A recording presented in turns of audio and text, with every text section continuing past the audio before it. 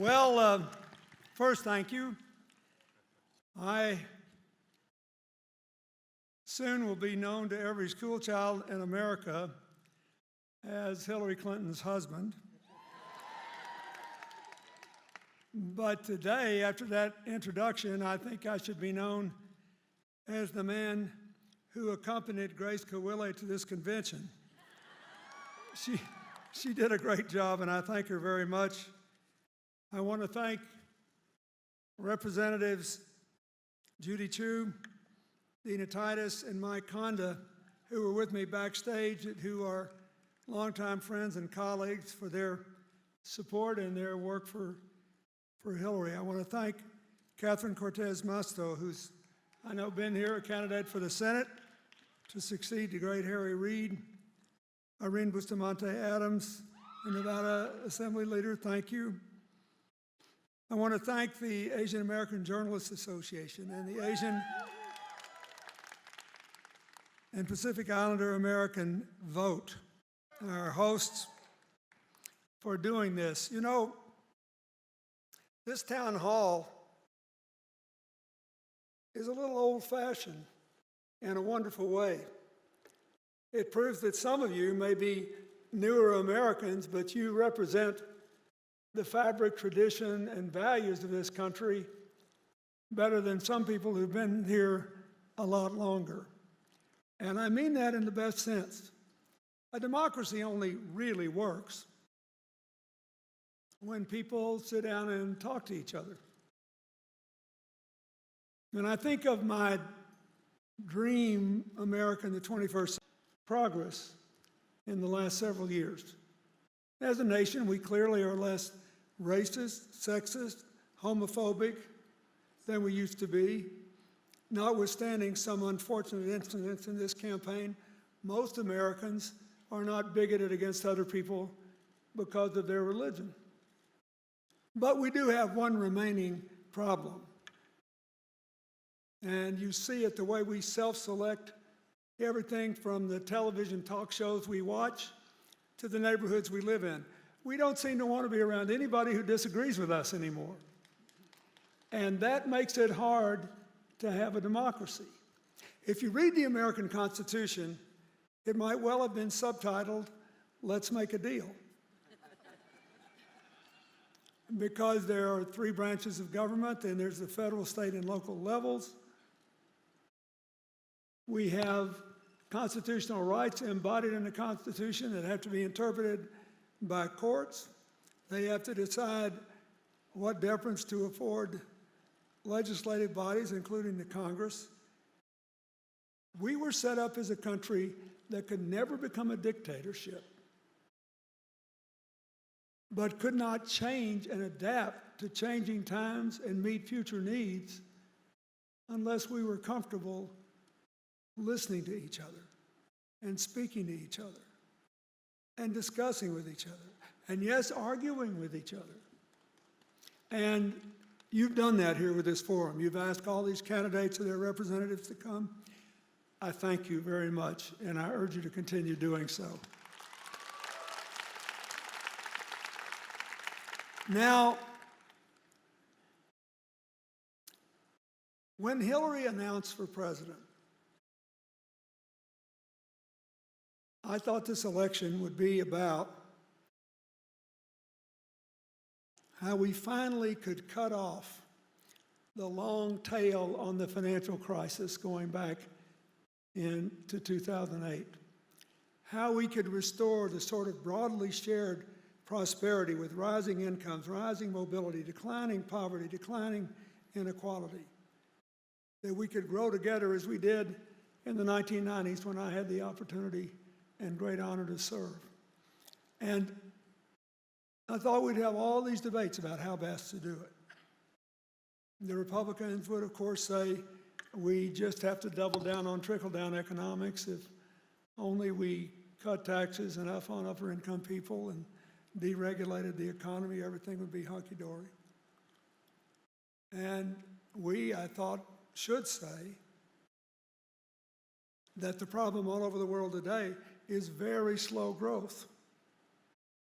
And when interest rates are lower than inflation, the important thing to do is to give people confidence and to invest, to build potential for the future that would empower people to make the most of their lives and give their children better tomorrows.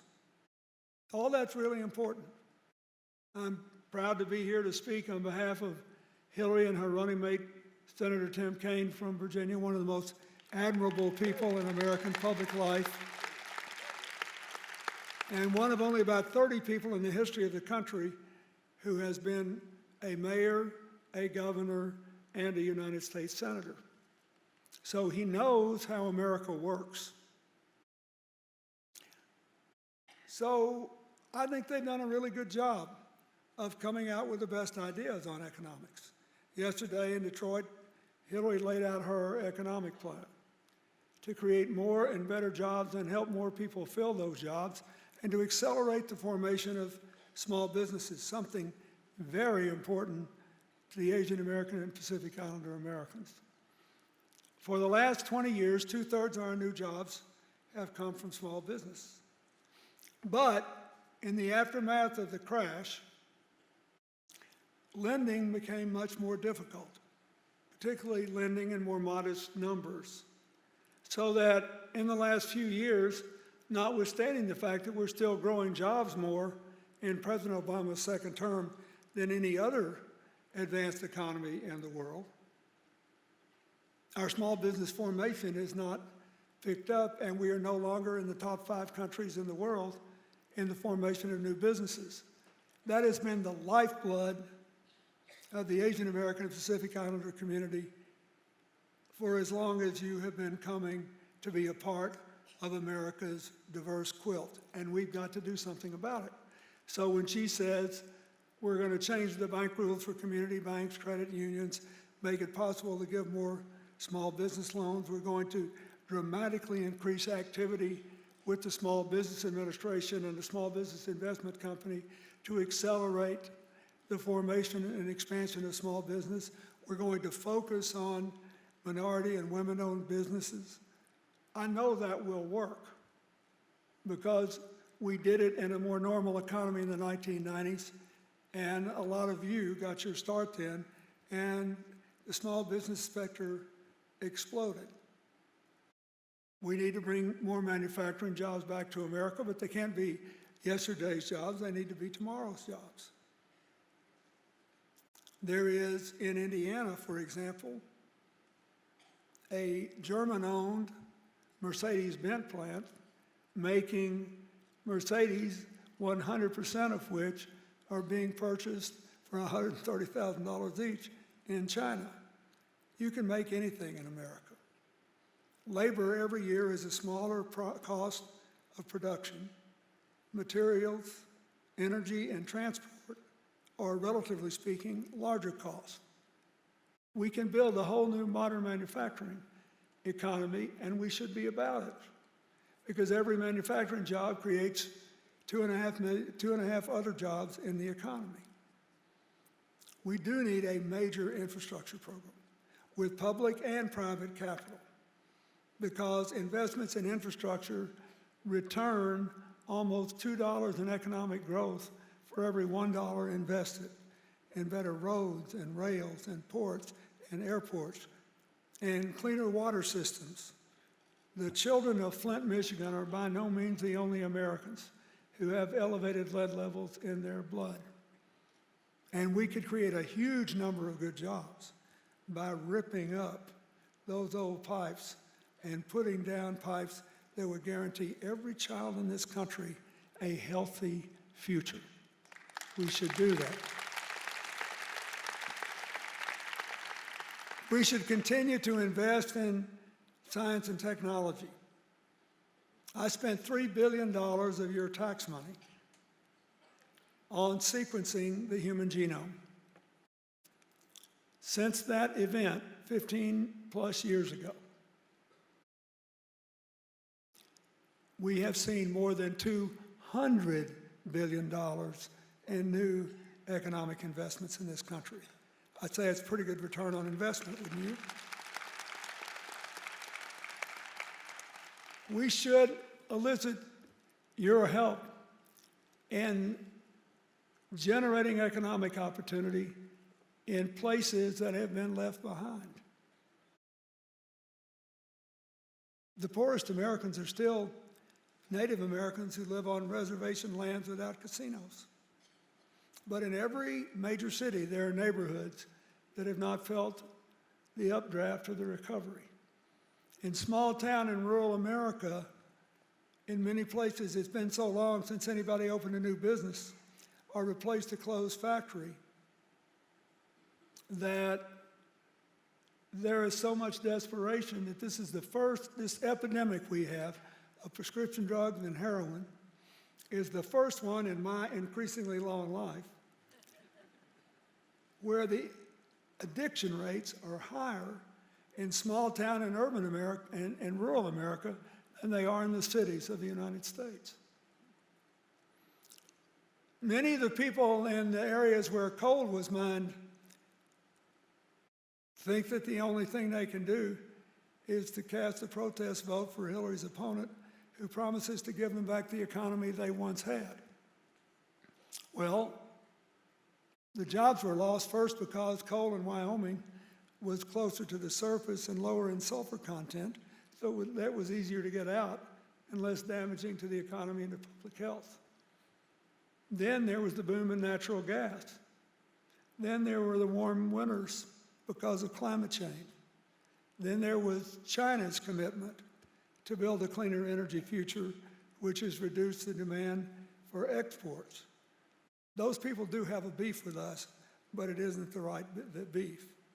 The beef is that the United States, if we're going to be one country, and I want to emphasize that because that's a big choice in this election. Are we going to be one country? I want your distinctive needs addressed. I want your distinctive opportunities seized. But you want a president like Hillary who sees you as part and parcel of the American quilt of diversity, part of a whole country that is stronger together.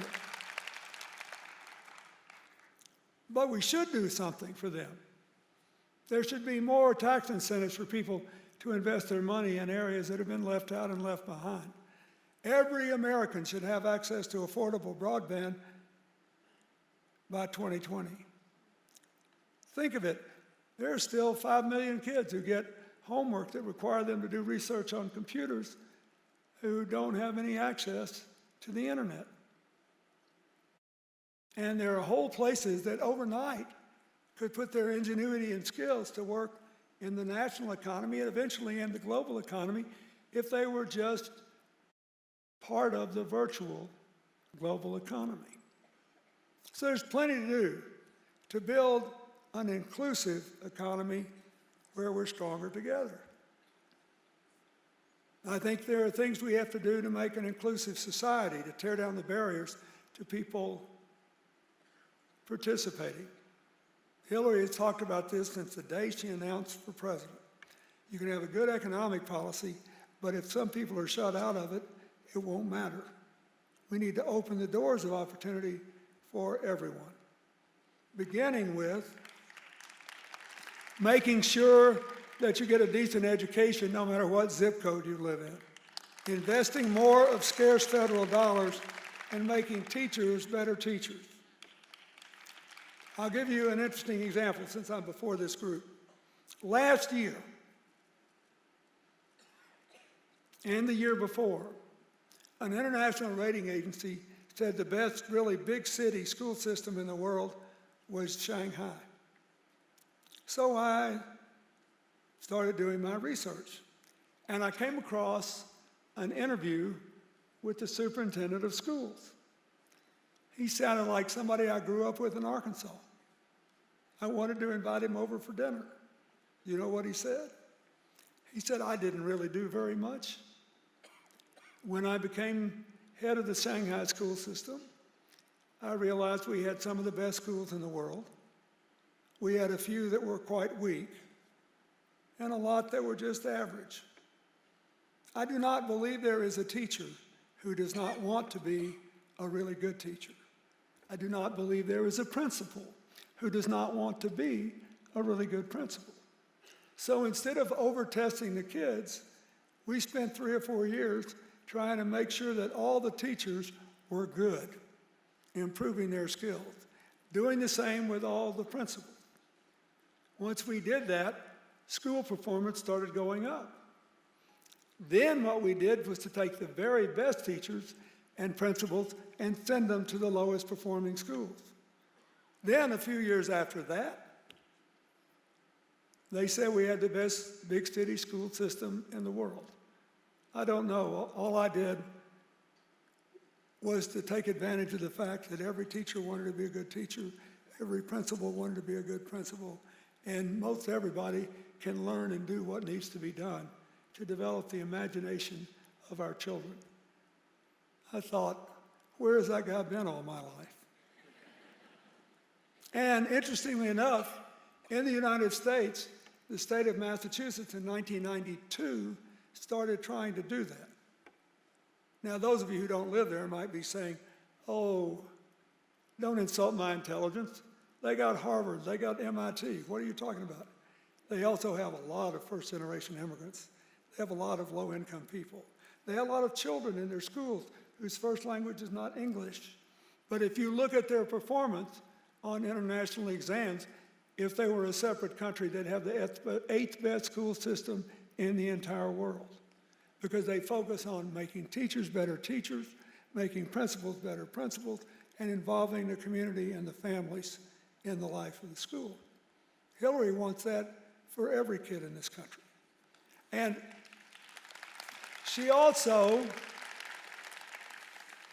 has proposed a plan to make college tuition free at public colleges for every family with an income of $125,000 or less, and to make it possible for every young person to graduate from any college debt-free, with special emphasis on the public and the private schools that serve a disproportionate number of first-generation Americans and Americans from more modest incomes.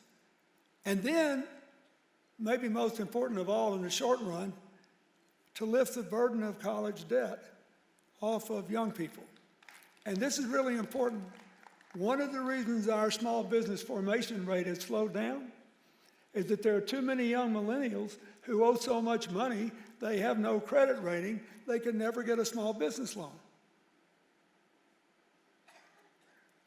Not very far from here, during the primary election, I visited a vegan restaurant in old Las Vegas, opened by a young African-American entrepreneur. And I asked her how she got the money to open the restaurant, and she described it. Same way a lot of you opened your businesses. Oh, the family's help, the friends' help, or whatever, but we gotta have a country where you can get a bank loan, where the dreams of the future don't die in the parking lot. And Hillary has laid out a very specific plan to make it easier to get small business loans and not as costly for the banks to give them as it is for them to process requests for $8 million or $80 million loans.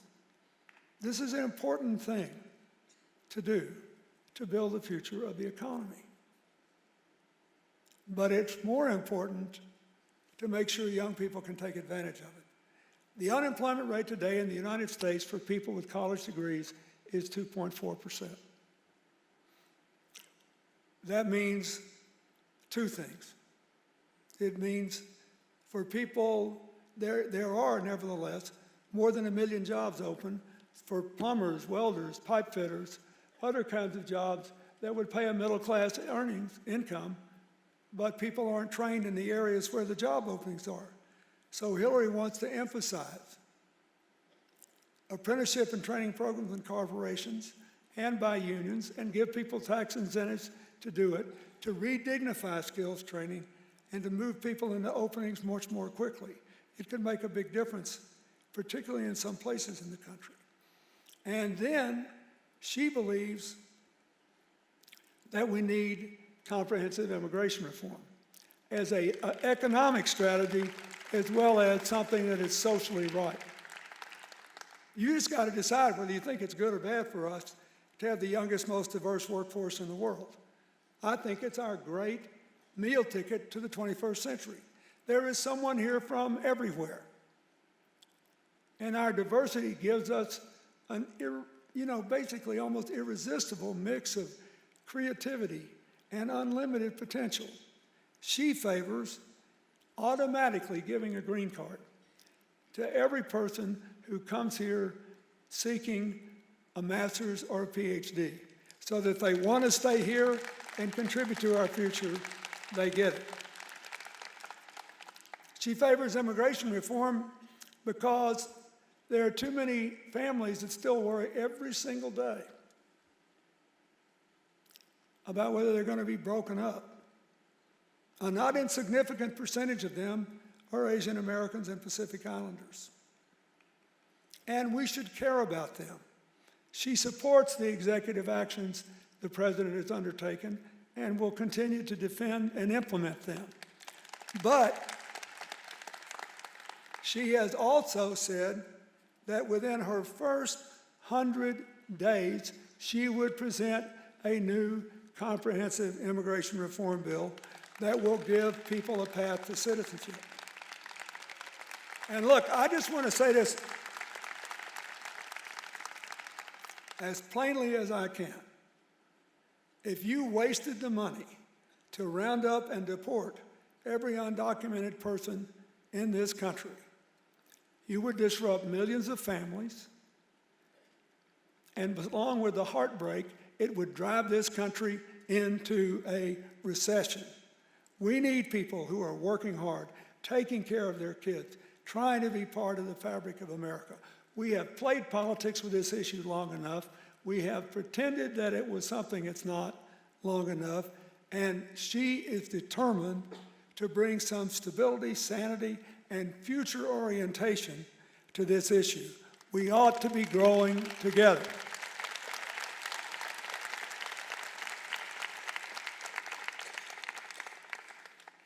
Now, there are other problems.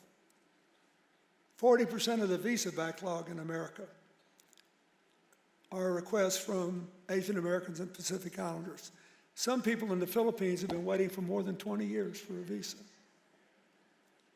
When I was president, one of my many, not M-A-N-Y, M-I-N-I, one of the things that I was really proud of that I was able to do is to make my Filipino-American doctor in the Navy, Dr. Connie Mariano, the first female admiral of Asian American and Pacific Islander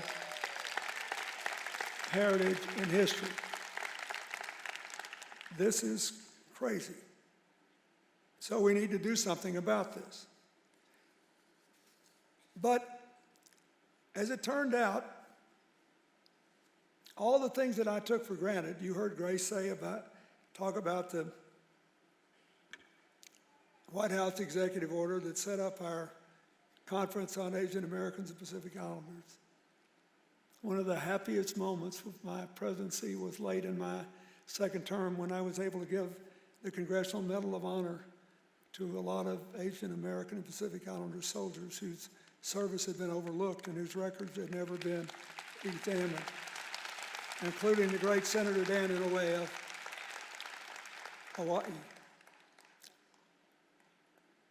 Now we have a bigger question,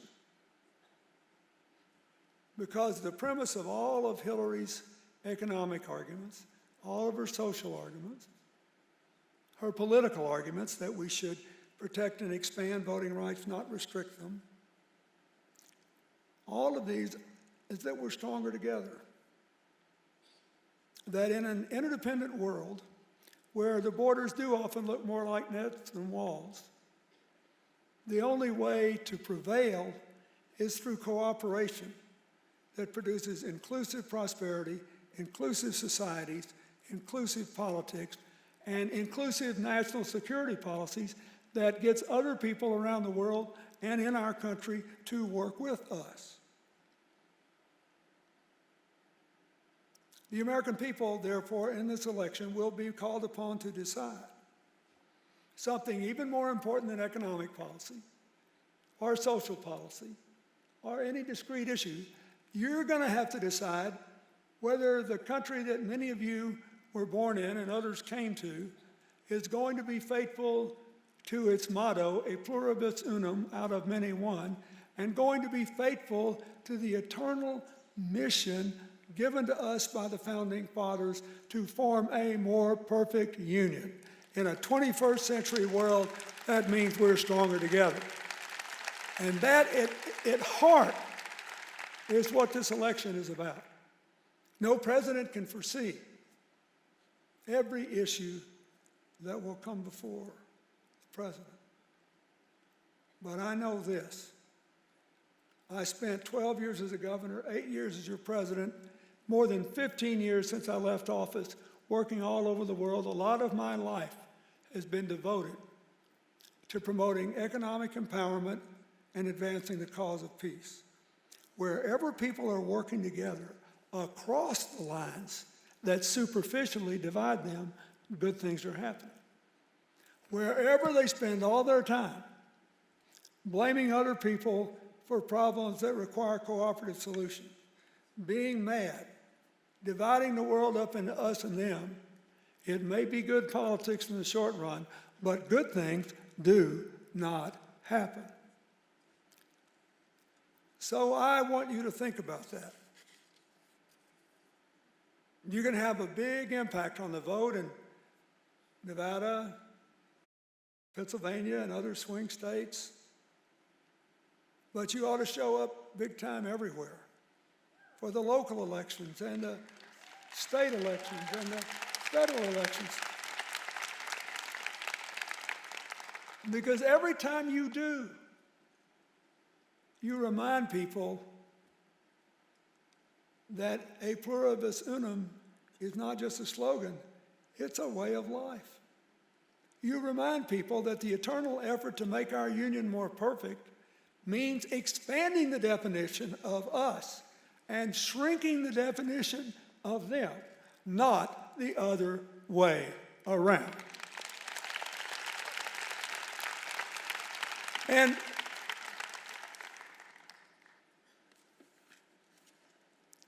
therefore, the metaphor of this election may be walls or bridges. Are we stronger together or stronger apart? The nearest terrorist incident to where you're sitting, most recently, was the horrible carnage in San Bernardino. You can put up all the walls you want. Those people weren't converted by physically transporting themselves to ISIS land. They were converted over the internet. A distinguished American military veteran, Admiral Jim Stavridis, who now runs the Fletcher School at Tufts, and a Greek American, was on television the other day saying, "You know, I love the military. I was honored to wear our uniform. There actually are 2 or 3 areas where we need to strengthen our budgeting and increase our capacity. But I want my fellow Americans to know we are not going to kill our way out of this security challenge. We're going to educate and argue and work and live our way out of it by proving that our diversity is a blessing, that we can live together, that our differences make it possible to have a different kind of union, and we are all needed." I think that's why so many military and national security experts that were heavily involved with Republican administrations have bolted their party to endorse Hillary, because they know that she can keep us safer and give us the space we need to grow our economy, and in so doing, to lift the world's economy to a better place. I spent a lot of my life arguing this. I went to Vietnam last year for the 20th anniversary of the normalization of our relations. We fought a long and bloody war. Now we don't have a stronger ally. in Southeast Asia. I go back to Cambodia where I can, where my foundation discovered an orphanage full of children with AIDS before medicine was widely available, and got it to them. And I keep up with a little boy who I held in my arms at 9 months old. Both his parents had AIDS, and they were both already dead at the time he was 9 months old.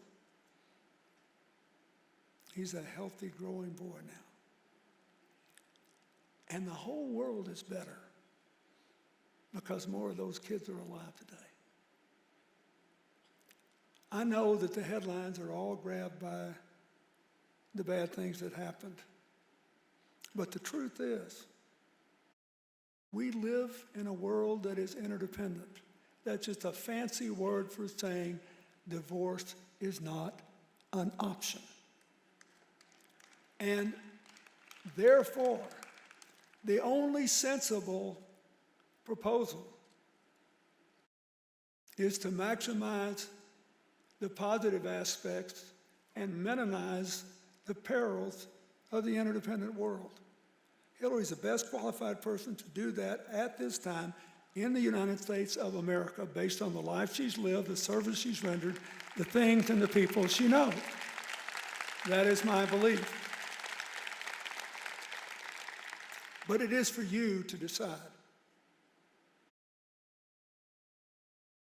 If you ask me, well, why should somebody vote for Hillary and Tim Kaine? I'd say, well, they got the best economic program, and I know something about that. They've got the most ambitious program to finally treat women equally with men, to lift wages, to have inclusive family policies like affordable child care and paid leave. We're one of only 7 countries in the world that doesn't have paid leave. That should be embarrassing to you as an American. We should do something about it. The most important job of every society is raising children. We dare not set up an economy where you have to choose between succeeding at work and succeeding at the most fundamental job of any society. So I could talk about that. I could say this is a very important time for national security.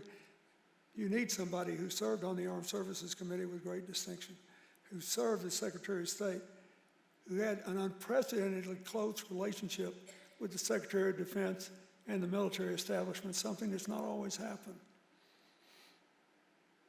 And somebody who always prefers peace to war, but understands that if you build a world with bridges instead of walls, you still have to have security checks.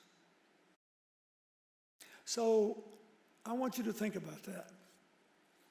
I never dreamed when this election started that by this point I'd do anything more than argue about who's got the best trade plan, who's got the best investment plan, who's got the best. This is about what kind of country we're going to be.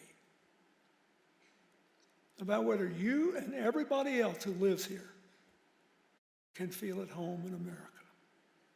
If you can, I believe the chances are far greater than 50-50 that the next 30 years will be a period of enormous prosperity, broadly shared, rising mobility, declining inequality, and that we'll be leading the world away from people who think life and meaning in life will come from murder, toward those who think meaning in life comes from helping themselves, their families, and their neighbors. That's the great gift your community has given to America so far. Now it's a gift we have to give back to ourselves and to the larger world. Thank you very much.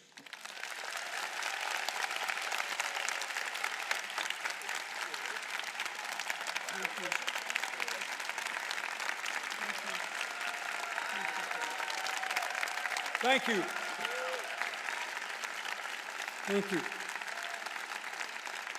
Thank you.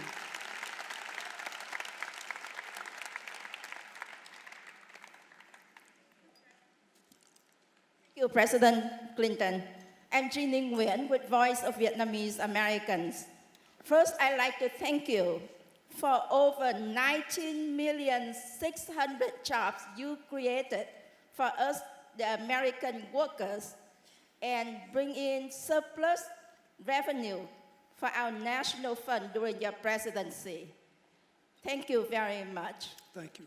At the same time, you also have reached out to all of us and included all of the Asian Pacific and Islander Americans into the table so that we can be here today. Thank you. I would like to also thank you for creating the bridge. You've been bridging the relationship between the US and our Asian Pacific nations. So one question to you. Would you think the Trans-Pacific Partnership extend the values of your vision by building our education, our manufacturing capacities, and exporting our goods, including our values, to all the Trans-Pacific nations to create better allies and strengthen our American values globally? I believed our then Secretary of State, Hillary Clinton, said the TPP has gold standards. And recently, our Secretary of Defense, Ash Carter, said the TPP is more than any carriers in the South China Sea.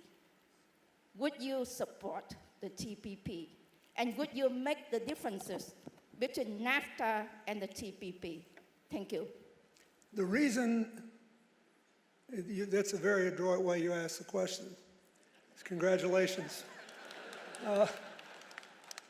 You know, Hillary came out against the TPP in its final version for a number of reasons, but I'd like to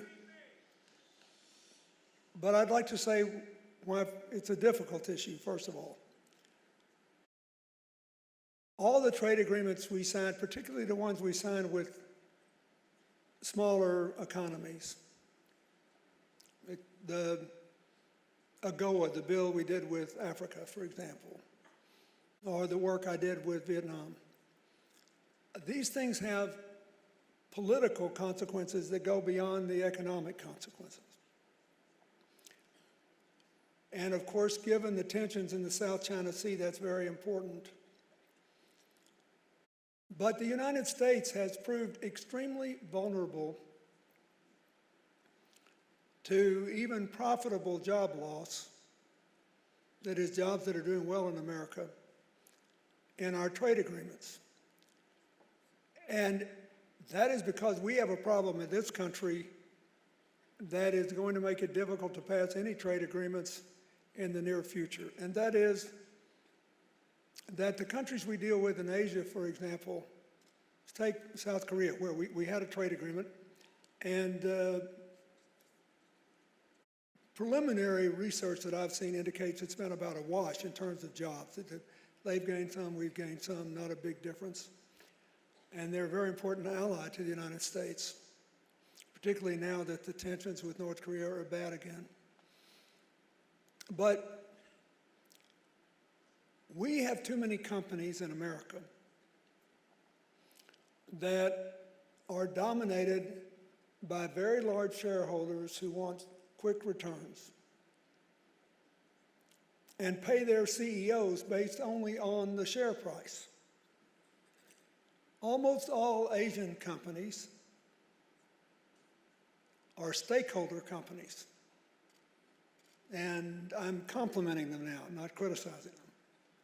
That is, they're only too happy to trade, but it would never occur to them that they should actually close down an operation in the mother country and move it to someplace else.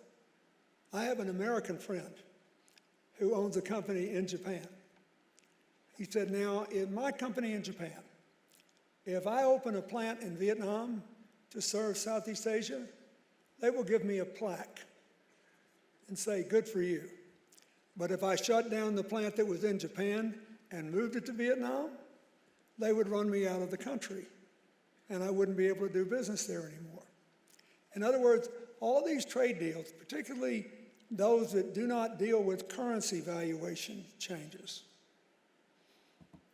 are being viewed with a different, more skeptical eye in the United States by many people, in part because our companies themselves are no longer stakeholder-based. And as you know, I signed 300 trade deals. I was very much in favor of more trade. But I really understand why there's so much resistance now, particularly to multinational trade agreements rather than country-by-country agreements where you can go through more specifics, because the working people of America have seen too many American corporations use the trade deal not just to put operations in other countries to put people to work and sell to them there, or to buy products into our country, which we should do in a fair trade thing, but to actually shut down plants in America and move them to other countries to send the goods back to this country. Something that China doesn't do, something that Japan doesn't do, something that Korea doesn't do, and it reflects relatively well on them, and hardly any European country will do this. So the reason that Hillary has opposed this, particularly with the currency issue unaddressed, is that we live in a country where right now we don't have enough stakeholder-driven corporations. Too many are shareholder-driven. And therefore, she believes that there's no way, given the number of things that are not covered in this agreement, even though the labor standards are higher, that's true. The environmental standards are higher, that's true. The real nub of this problem is the intersection of a trade agreement with countries that do want to keep their good jobs in their country and are still ready to buy American products, still happy to have American companies come there and open new plants, with an America that, as we saw with Carrier air conditioning recently, here's the problem. I'll give you an example. It doesn't affect Asia, but it affects the way we think about it. Recently, Carrier air conditioning announced they were going to let 2,100 people go. Let them stand in line, it's okay. They were going to let 2,100 people go and move jobs to Mexico. And if the company had been losing money, everyone would have said, thank you for employing our people as long as you did. Go where you can still make a profit.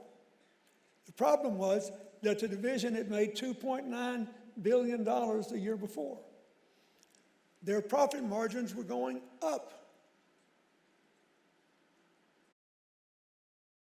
They only moved because their most activist shareholders said, I'm sorry, we want more money, and we're not going to give the CEO his bonus if we don't get more money right now.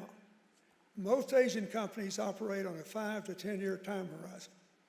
Most of them know, and the American companies that do it, by the way, do much better over the long run. They actually make more money, pay better wages, sell more products, do fine. But more and more of our companies are dominated by a stockholder mentality, which makes it very, very hard for us to accept any trade agreement, for example, that doesn't have protections against currency manipulation and 3 or 4 other things. But we need to fix this problem in America. She is also the only person running for office this year that talked at all about how to do that. What happened to everybody else? Go ahead, dude. Yeah, go ahead. You got other speakers. They want me to quit. Yeah. I can't hear you. Let me answer it real quick and I'll go. They want me to go. I would stay. Go ahead. His name is T1. Mr. President,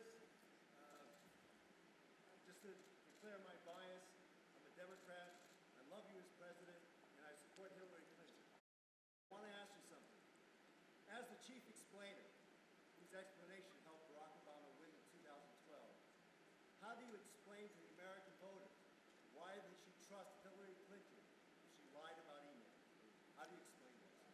wait a minute. That's it, it's not true.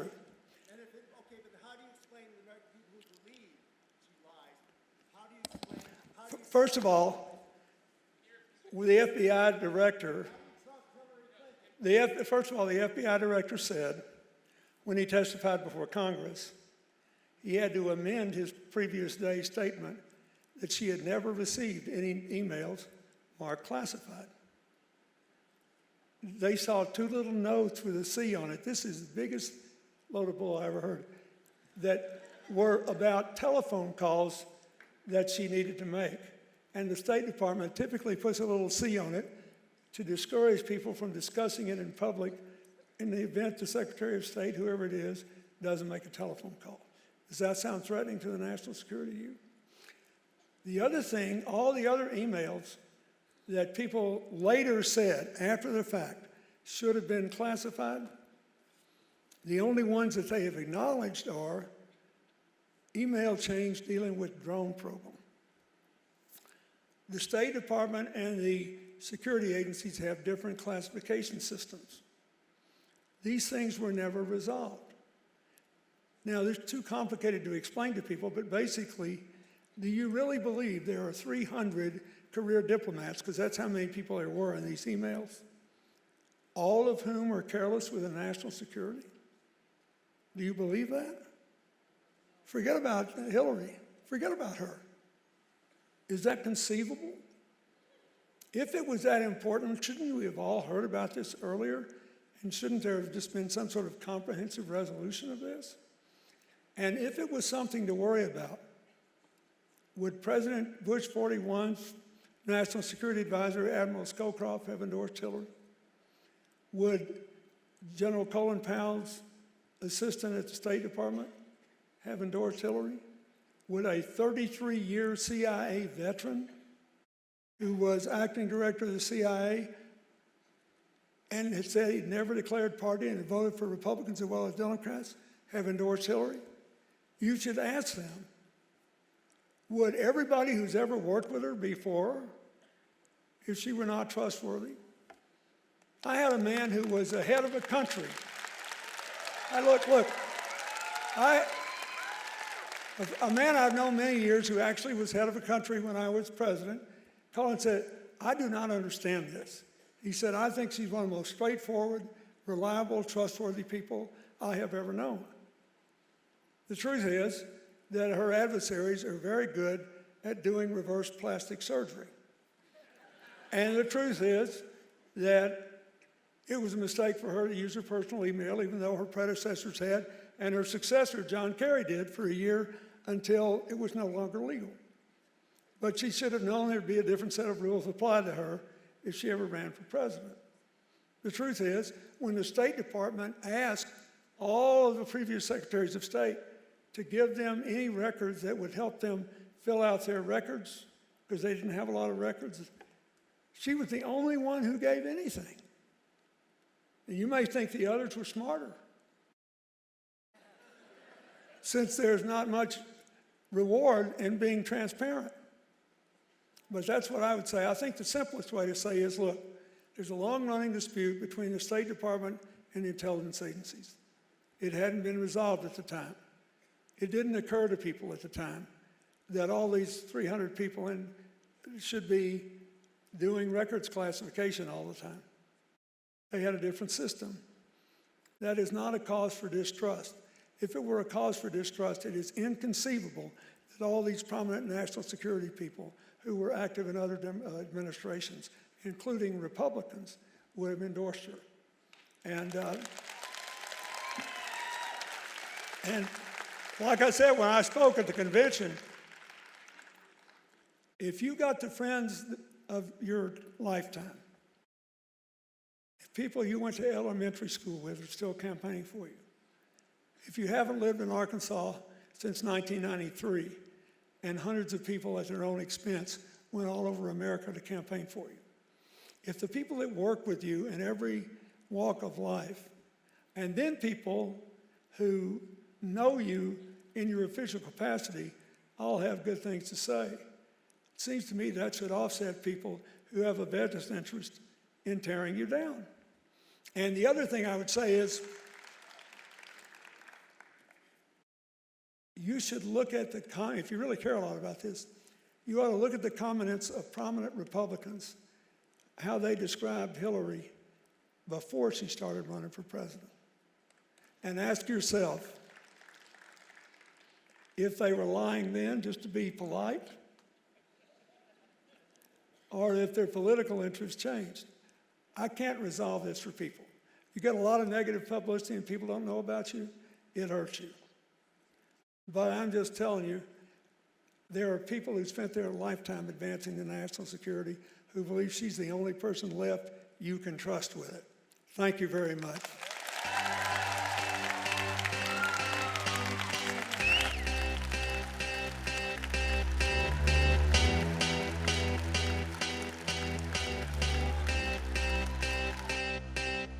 I got a feeling that tonight's gonna